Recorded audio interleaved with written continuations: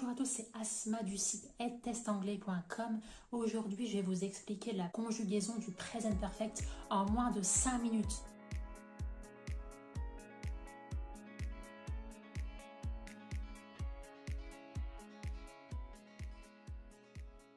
Cette forme verbale peut sembler complexe, ça l'a été pour moi aussi. Present perfect est utilisé pour parler d'une action ou d'une situation qui a commencé dans le passé et qui a encore des répercussions au moment présent. La construction est très simple, il est formé avec l'auxiliaire to have, puis conjugué au présent, suivi de verbe principal au participe passé. C'est la troisième colonne des verbes irréguliers. Donc la conjugaison de to have, ça change nulle part, sauf la troisième personne du singulier, c'est she has, he has, it has. Autrement, pour tous les autres pronoms personnels, c'est have. Donc maintenant, les trois cas de figure où on trouve le present perfect pour parler de choses qui se sont déjà passées, mais dans la phrase, il n'y a aucune indication temporelle qui pourrait justifier l'utilisation du prétérit. Donc, exemple concret, I have visited Paris 3 times. Deuxième cas de figure qui justifie l'utilisation du present perfect, ce sont des choses ou des situations qui se sont déroulées dans le passé et qui ont une répercussion immédiate sur le moment présent. Donc exemple, she has lost her keys. Elle a perdu ses clés. Donc elle a perdu ses clés dans le passé et au moment où on en parle actuellement, elles sont toujours perdues. Enfin, troisième cas de figure où l'on trouve le present perfect, ce sont des actions qui ont commencé dans le passé et qui continuent à exister au moment présent. Exemple,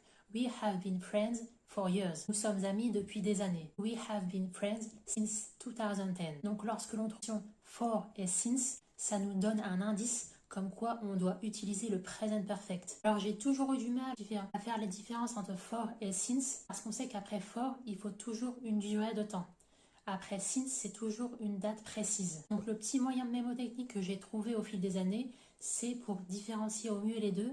For, ça commence comme forever. Vous savez que vous avez un nombre X d'années ou de mois qui va suivre for. Ensuite, since, c'est une date précise.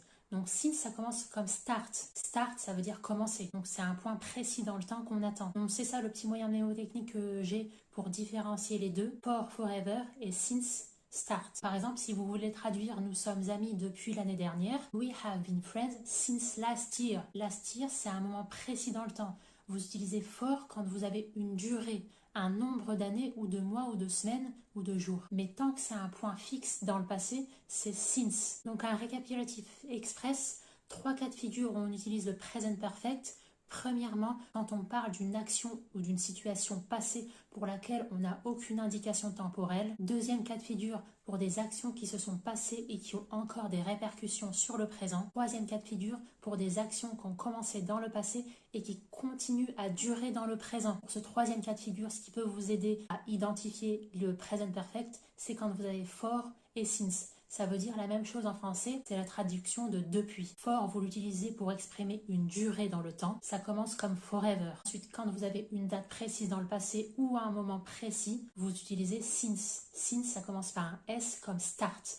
Un point de départ, un point de commencement dans le passé. C'est ces deux petits moyens mnémotechniques que j'utilise pour retenir et différencier l'utilisation de for et since. La construction est très simple. On prend l'auxiliaire have, on conjugue au présent simple. Donc has pour la troisième personne du singulier et have pour toutes les autres personnes, suivi du verbe au participe passé. Donc c'est la troisième colonne dans les verbes irréguliers. J'espère sincèrement que maintenant vous y voyez plus clair sur l'utilisation du present perfect en anglais. Lâchez-moi un petit like si ça a été effectivement le cas. Si vous préparez le TOEIC, n'hésitez pas à récupérer tous mes PDF pour vous aider à débuter sereinement vos révisions de ce test d'anglais. Tout ça, ça se passe en description de cette vidéo. Aussi, mettez-moi en commentaire les problèmes d'anglais que vous avez et j'y dédierai une vidéo où je vous aiderai à surmonter votre obstacle efficacement en vous aidant à hacker votre apprentissage de l'anglais. N'oubliez pas de vous abonner et je vous dis à très vite sur edtestanglais.com.